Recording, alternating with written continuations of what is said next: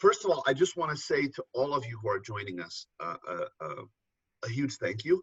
It's always fun, and I say this every time on every one of these, you know, for us to watch all your comments, to see all of you from all over the world and watch the numbers go up and up and up. And I think, Shonah, you said it really well. It's like having breakfast, in our case, or coffee with the entire world. Yeah. And we thank each one of you for taking the time to be here, because time is always the most important thing that we have. So with that, sorry. with that, it's tough to keep Shonah under control. You haven't figured that out yet. But with that, I'd like to introduce, not that he needs introduction, but Neil Thompson, who is joining us this morning. And he's going to introduce Shonah. But for those of you who don't know Neil, he is an honorary life member of Worldchefs. He is the Worldchefs Continental Director for Northern Europe. He is the founding member of the Scottish Chefs. And I will say that, having been in Scotland, an amazing host. Those will be times I will never forget. They were pretty amazing. And he's been, as you can probably tell from the white hair, over 50 years in the industry. Oh. And culinary education. So anyways, Chef, welcome to these broadcasts. So I'm going to hand it over to you. And thank you for being here. Okay, thanks a lot, Chris. Well, hi everyone, and welcome to this Worldchefs webinar. It's my pleasure, on behalf of President Thomas Googler and the board of Worldchefs, to introduce our presenter today, Chef Shonah Chalmers. But before I do, I was actually looking back some 20+ years when I first became involved with Worldchefs. There was no such thing, or email, and internet was in its infancy, and there certainly was no such thing as social media.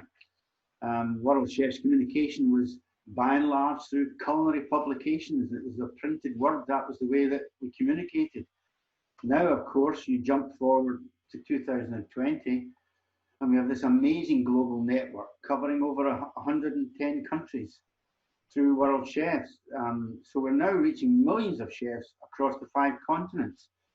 And really, it's thanks to the dedicated people of the committees of Worldchefs, covering humanitarian, educational, cultural, and the work we do with our young chefs ambassadors, that we've reached out to so many people. Of course, we're all facing very, very challenging times at the moment. And for that, I really think that Worldchefs has never been more relevant than it is today. We possibly are facing the greatest challenge in our lifetime. But however, by working together, I'm sure we'll prosper and get out of this. Chris was mentioning there his experience in Scotland, which I think was just over nearly 2 years ago. Give a bit of background to that. We organised a conference in Scotland, and we themed it under sustainability. We invited a number of chefs who were practicing chefs and really believed in it and bought into it. And I invited Chris as our keynote speaker. Now, I remember a month after that, I was visiting a college, and I spoke to some students there, and I said, well, how did you enjoy the chefs conference?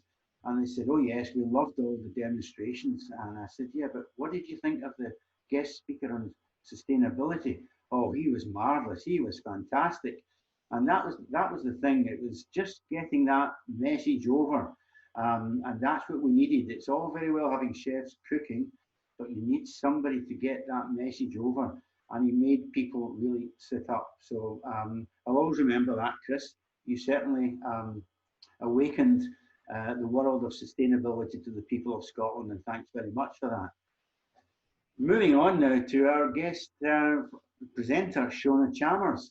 Shonah is a culinary program coordinator at Humber College, Toronto in Canada. Humber College is one of the finest culinary schools in North America, and I have had the privilege of visiting it on numerous occasions. And Shonah, of course, is part of the alumni of that college, which you will find all over the world.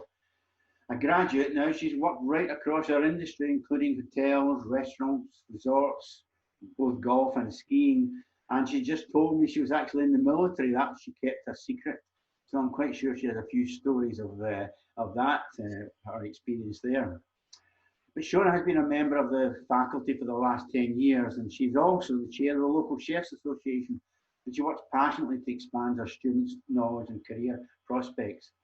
Among her activities and responsibilities, she gives much of her time to volunteer for the Toronto Food Bank and helps in many fundraising events. But Shonah is also the only chef in Canada to complete the Worldchefs Culinary Educator accreditation, which is really quite a feather in her cap. So it's really my pleasure. She's also the vice chair of the Feed the Planet Committee. And it's my pleasure now to hand over to Shonah to take us through this presentation on sustainability around the world. Over to you, Shonah. Good morning, all. I just want to say a quick hello. We're going to get into this. Chris is going to sort of moderate back and forth for us so I can share with you some of the things that I've learned on my journey in sustainability. It's so great to be here with all of you, both online and on our Zoom call here.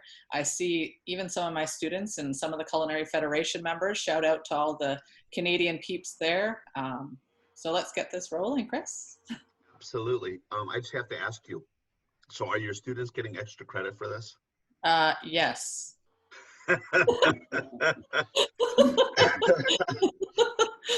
So let's sort of get this kicked off, because as you can tell for all of you here, Shonah and I have worked together quite a bit, so it's always fun to have you with us and be talking about what you've done. What I'd like to ask you first of all is, in Canada, you have become very much of a leader. We're going to talk about that later, for sustainability. But it wasn't always that way. So tell us a little bit about your journey in the sustainability. How did it start? How did you grow? How did you become, passionate about it and educated about it? Just kind of fill in those details for us. Yeah, so I was in all sorts of kitchens, as Neil mentioned. I did mostly fine dining, and there was some chefs that would, they were really hard on you for waste. At home, it was the same thing with my mom. Don't waste anything. It's been sort of a food waste sort of challenge for me my whole life. And I've been passionate about giving back to others my whole life as well, and helping others learn about things. So it just sort of morphed. I felt really underqualified in talking about sustainability, because if I go back even only 5 years, I wouldn't have even been able to properly define sustainability in food service. And many chefs are the same. It feels like this huge, big undertaking that I can't have any impact on. And it's not true, because we are doing it every day. We just don't realize it. So we have to put it into words that people start to understand. So I was brought onto the Worldchefs Committee as a vice chair, and this curriculum was handed to me as part of something I could share with my fellow chefs, with our association, with the students I was teaching at the time. And I wasn't sure I was going to be able to find a way to weave it in. But as I started reading it, I'm like, this is what we already do. It's just making better choices. So then I started to connect with leaders in these parts of the industry in Canada. So I would talk to someone about waste that does it in Canada already. You don't have to recreate the wheel. These things already exist. It's pulling them together so they're really accessible for chefs to use and for people to learn from, right? So I started to grow by working with these people, attending these seminars, and all of a sudden people are saying, well, you're that sustainability gal. And I'm like, I don't know that I'm that person, but it becomes such a passion. It becomes a snowball effect, right? Where you just keep growing and growing and learning and growing. And anywhere you look, any event you go to, anytime you're talking with people in this industry, it is what's happening. Whether they're talking about it in the terms of sustainability, they're trying to do it, right? So that's sort of, I guess, where it came from. That's really interesting. So for you, it really was and is a journey. Yeah, absolutely. Because it was starting from almost nothing, no little knowledge at all. But I always knew I turn out the lights. I always knew don't waste your water. I always knew, you know, buy from places that are forward thinking and a little bit more green. But I didn't put that into the parameters of thinking I was sustainable. I just said I'm doing what I should do, and that's really all it is making choices of what you should do. And if you can share those ideas with chefs, chefs are really afraid sometimes to say they're working in a sustainable way, because who are they to say that?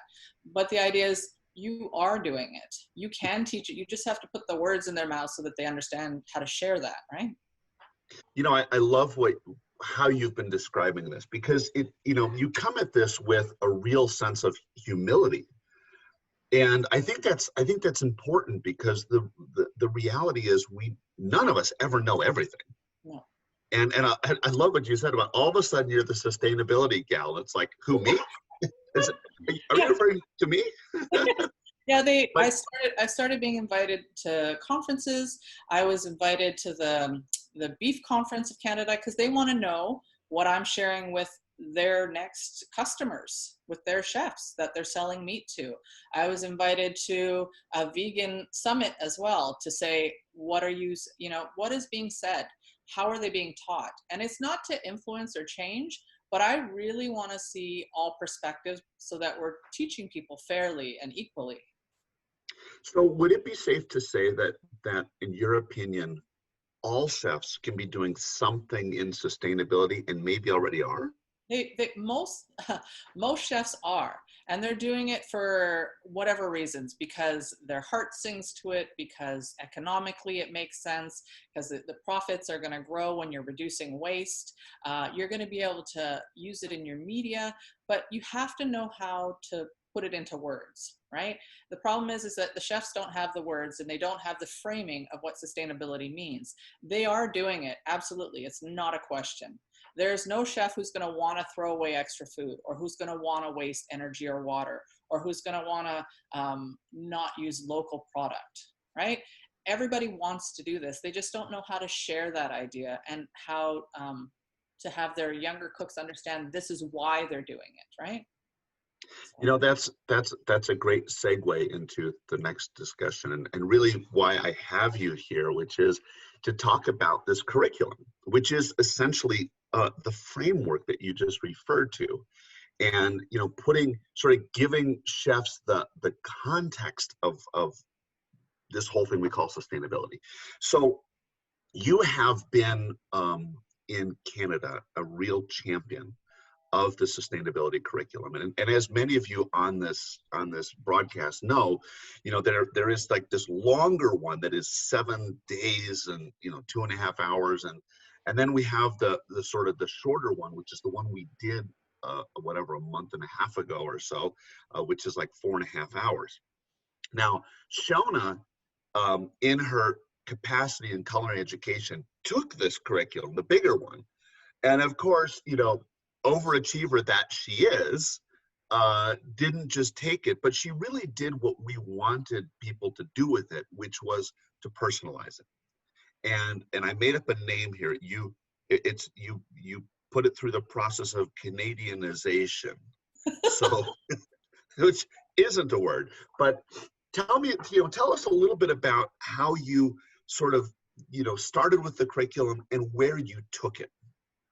So I looked at the curriculum, and it's seven lessons, and they say you can do it in a couple of days. But I felt, like I said, that overwhelming feeling of sustainability is so big.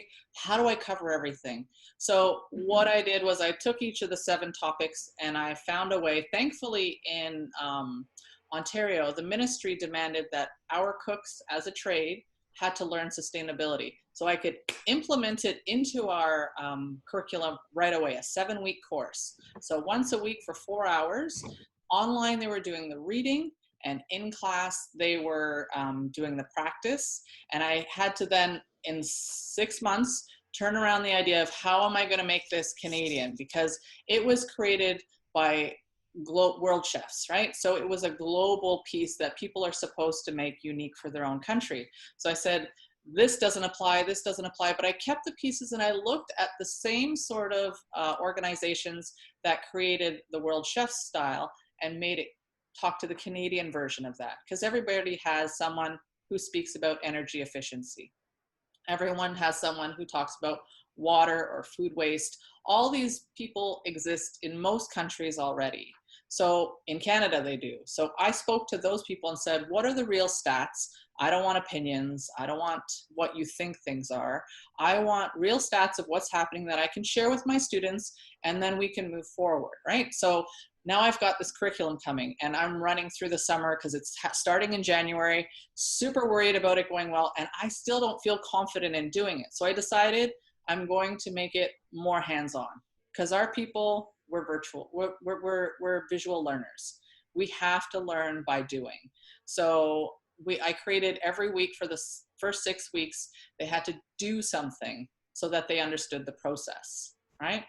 And this Canadianizing of it, Canadianization, you said, is that your made up word? Yeah, it's a brand new word, but it's created here. Let it be known. So the Canadianization of it happened by me understanding it better. So by speaking with the people who are local organizations who deal with these concerns of sustainability, it made the curriculum stronger in my head. It's like when you teach somebody something, you learn it so much better. You become the person who understands it more clear. That's just how I've always learned, even as a student. By teaching other students that didn't understand, I would learn it better. So by creating the curriculum and making it mine, you know it so well that you become that guru of sustainability that people think you are, even though you've just learned it by doing, right? So I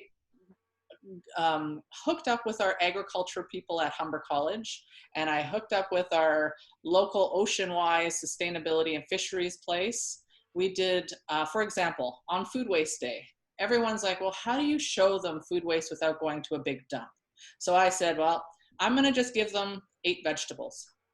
And I'm going to tell them to cut them, because they're in 4th semester, they're almost graduating from their diploma course, into fine julienne and brunoise. And they're going to have to cut it up, and they're going to be so focused on cutting into brunoise and julienne, they're going to forget what the big topic is of waste. So I said, now take all that julienne and brunoise and throw it into a pot. We're just going to make a soup. Now look at what you've left behind in another bowl. And they see how much is there. I said, now go through that bowl and tell me what you could actually use to make more food with. So then they started to do percentages of how much waste there really is in doing a process and what could be used. And in the end, it was maybe 10%, right, left, where they had 50% in the first cutting. Then we took in garbages from it was all deemed for landfill, garbages into our labs, in our kitchen labs, nice, pristine, clean. We wrapped all the tables, gave them gloves, and had them do a waste audit. They had to segregate what was recyclable, what was food waste, what could have been repurposed, and they do percentages of that as well. So they start, the light goes on right away. My students are like, they were appalled. They couldn't believe people threw plastic spoons in the garbage and that they threw away half a potato, when 2 weeks ago they were doing the same. But they start to become champions right away because they're doing it, which is how I learn best, and how most of us learn best, is by doing, right? So I created these things. So each week it was something else. They learned how to tap trees, like we're Canadian. So we tap trees for maple syrup. They learned what that process is and how to do it sustainably.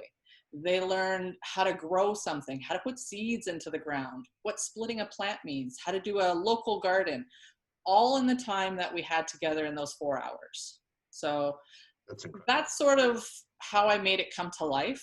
Our students became instant ambassadors. If someone threw something in the wrong bin, or if they became very militant, which I'm okay with, because my background, Neil, thanks. But they became very militant about how things should be done and where it goes to, right? So I mean, this is perfect, because this is really, when we designed the curriculum, this is exactly what we had in mind for people to take it, personalize it to where they live, and run with it. And so, Shonah, this is, you're making my heart beat a little faster this morning. But let me ask you, let's get down to sort of the business here, right? I mean, Did you have any failures in this? Was it all just rosy? Was it all perfect? Did you ever go like, oh, this was a bad idea? Yeah, Absolutely. So I had thought to do ocean-wise. So we would bring in farmed mussels and tilapia, and we're going to cook it, and they were going to see how great it was that you could do a sustainable farmed local fish. Now, I didn't put the particulars on my requisition, or maybe I did and they couldn't source it that day. So we got in some very unsustainable product. We're not naming where it's from or how it was raised, but it was not a sustainable product. So the students are like, what are we learning today? I'm like, you're learning how to cook fish. And this is what you shouldn't have, because you got to roll with it. But I took the tags off the box and I showed them, you know, you make it a teachable moment how you can. I took the tags off the box and I said, look at this. Show where it's from, know the source, look back at your person who can help you with sourcing great product, and how do you make it better. So the next time I made sure I spoke with the supplier, I spoke with the team and said, this is what I need. Like, it happens, right? And It does. I found out also, I thought you could only do it hands-on, and that's a great part of it. But with the coronavirus coming in, we had to close off our class halfway through in the sustainability. And I'm like, oh my God, how are they going to learn this, right? But with having these ideas already in place and having the curriculum there as your base, you can easily transition to online. And they did great things at home. They did a waste audit on what they were throwing out at home every day. They reduced their food waste right away. They did an energy and water efficiency audit on their house. They didn't have to go anywhere, right? Like, there's ways that everyone can learn and can use this curriculum, customize it to wherever you are, right? I love your ability to be flexible. I think that's a key takeaway in this time is, you know, with coronavirus, we all have to be flexible. We all have to figure out ways of doing things. And that's really super exciting. So now, Shonah, in Canada, this curriculum that you've developed is now being shared with other institutions, I believe. And is it also being adopted by the Canadian Chef Association or being used by them? So it's outside of just colleges. Yeah, so they are using it. It's being shared, and unfortunately our AGM couldn't happen this year because it was going to be one of our one of our speaking points that we were going to have. I presented it last year and wanted to share it this year so that people, like I said, chefs are afraid to think that they have enough knowledge to teach this when we know they do. With this curriculum behind you, and even especially the shortened curriculum that we have now, it helps excel everything so that we can deliver it to chefs associations. So out in BC and in Vancouver, we have a local chef there and their association sharing it at their meetings once a week, a little piece of it, so that by the end they can become also certified in sustainability too. Other colleges are wanting to use it. They just don't always see like that they have someone who can speak to this. It sounds like I know all of this about sustainability, but nothing that I've said is so far reaching that any of you would be able to do it as well, right? So. That's awesome. And by the way, for everybody that's just joined us today, please do send in your questions. I see we have some already. I'm going to ask one more question of you, Shonah, maybe one or two. And then we're going to jump into other questions, and we probably won't have time to get to them all. But one of the things, Shonah, I would love when we're done, not to give you more to do, but I would love for you to list out some of these activities that you've done, and we can send it to everybody who's joined us. Absolutely, because I've done alternates as well, so I can do that. That's incredible. Again, we learn from each other. One of the things that you know, I really love in this is that, you know, we go back to this concept of journey. You know, it was only 5 years ago that you were like, I'm not really sure I know all that much about this, and along the way you educate yourself. You adopt the World Chef curriculum and you personalize it, and now you've become the leader in Canada, and people are learning from you and taking the work that you've done. I mean, this is absolutely incredible. So actually my last question for you is, as everybody knows, we've launched this shorter curriculum. Shonah, you were part of that. And we just recently conducted a training for, I don't know, around 40 people or so within Worldchefs who are now taking that curriculum, and they are the trainers around the world. Yep. So they are the educators. And I just wonder if you have maybe Some words of inspiration for them as they begin their journey in teaching this curriculum. Yeah, so key learnings, I guess, in sustainability, it seems a small thing, but every choice matters. And if you can impress that upon whoever you're sharing this with, they start to see their ideas are valuable and that they can affect change.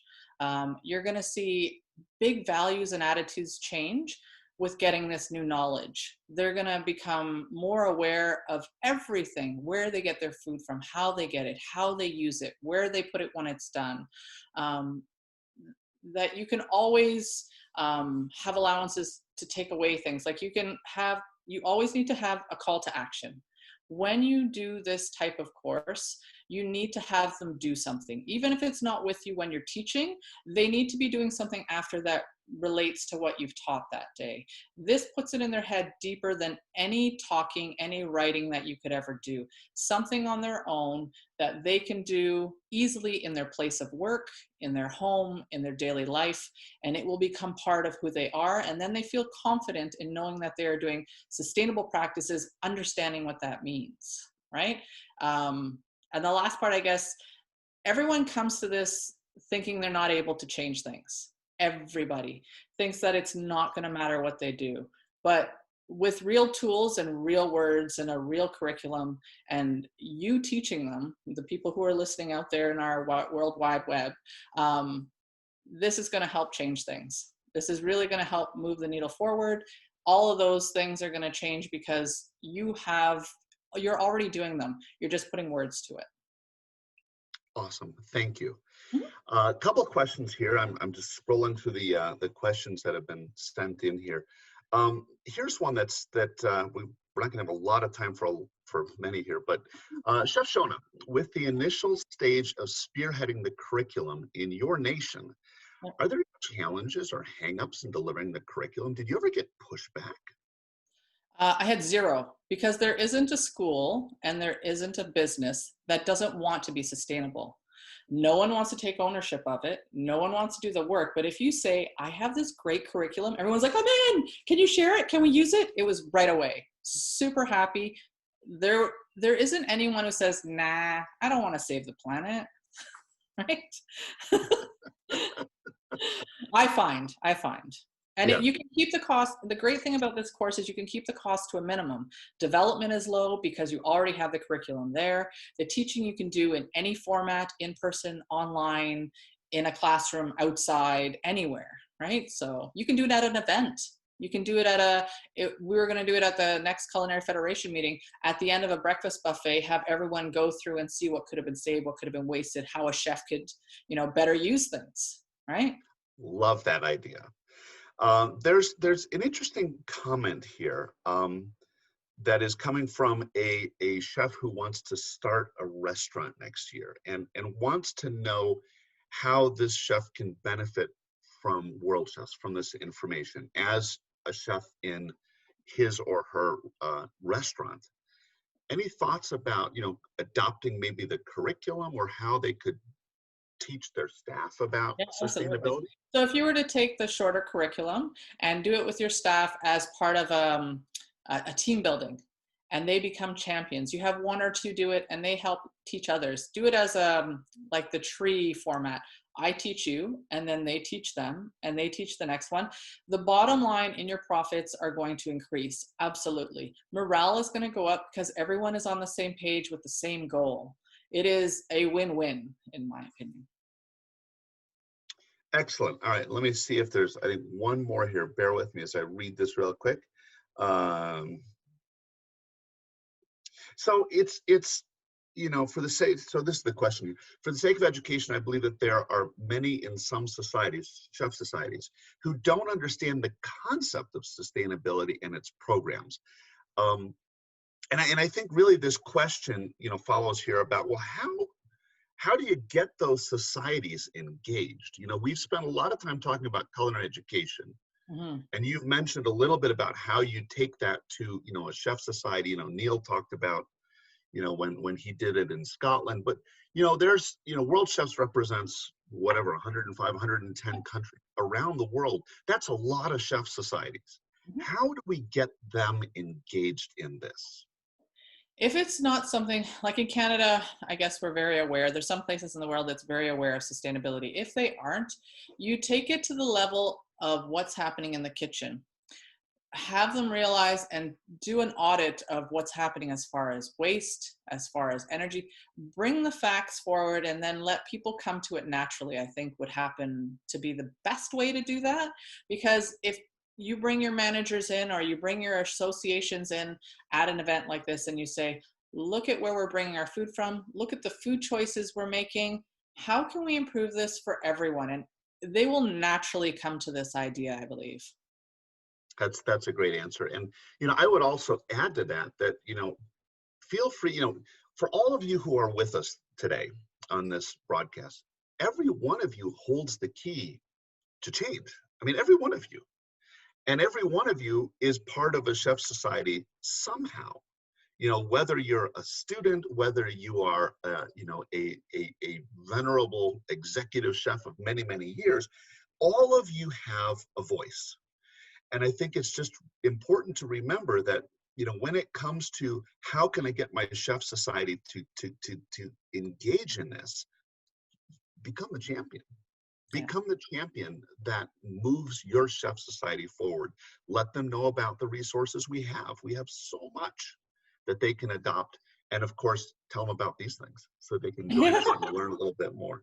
So with that, I think there's a number of other comments here, but I do want to thank everybody for being on here. Let's see if there's any more here quickly. I think that's it. So there's a number of other questions, a number of you answered or asked that I will get back to you on. But, really, I think at this point, we'll wrap things up.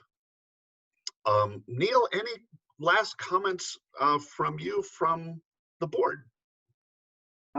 Yes, Chris. No, I'd just like to thank yourself and Shonah.